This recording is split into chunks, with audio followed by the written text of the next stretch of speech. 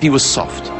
And if you're going to be a ruler in Arabia, you've got to be tough. You've got to be like a hawk. You've got to be like a falcon. That's what gets respect. And at the end of the day, Saud's generosity went so far, but he wasn't tough enough. They were making a lot of money, but they were spending it foolishly. The country was broke. They had to borrow money. They borrowed money from Aramco.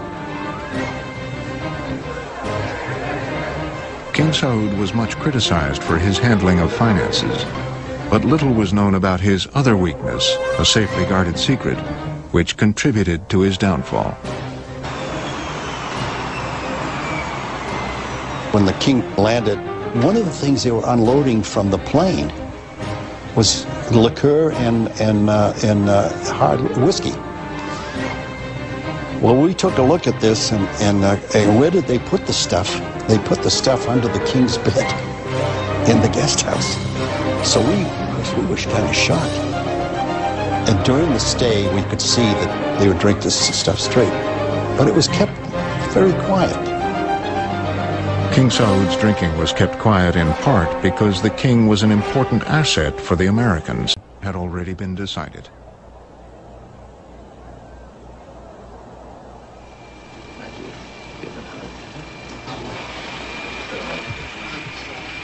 In 1975, Khalid bin Abdulaziz became Saudi Arabia's fourth king.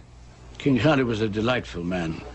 He was not so keenly interested in politics as King Faisal was and as King Fahd was later on.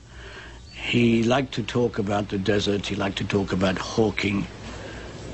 When I took visitors to see him, he wanted to talk about his hawks. One didn't discuss politics with King Khalid on the whole. He would say, see my brother Fahd about that.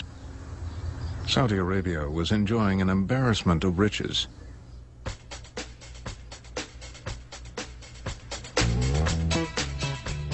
With a tiny population estimated at 4 million and only 500,000 literate male adults, it was hard to put to work an income of nearly $1 billion a week.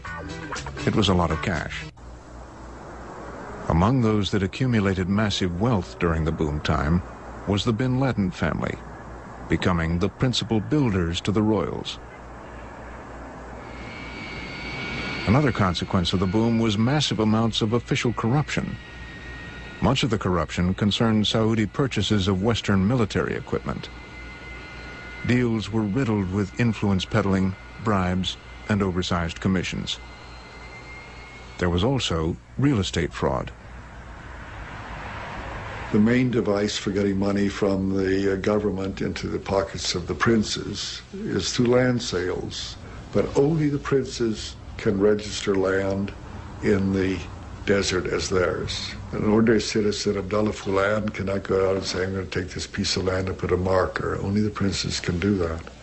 So when the government then needs land to build a project, that they have to buy the land from the princes and at astronomical prices. If downtown New York, if not downtown Tokyo at that time, unbelievable prices.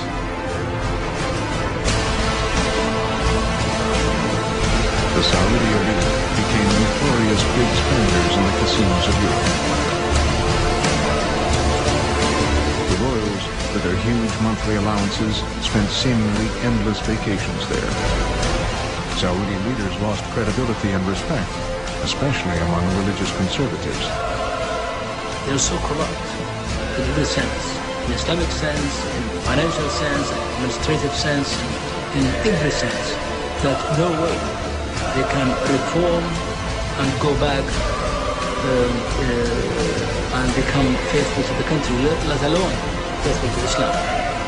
So the only way to save the country in every sense, even the basic human sense, is to change the whole royal family.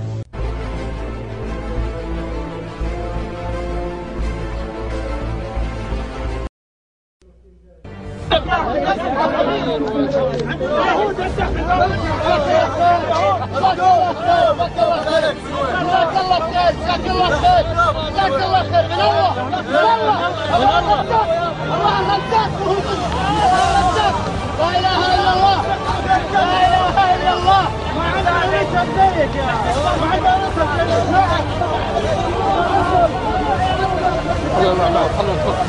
ايديكم بدين بعض ايديكم بدين بعض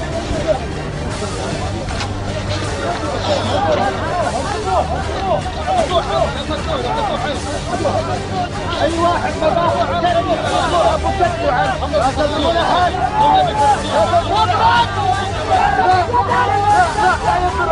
لا ينظر بحد لا ينظر بحد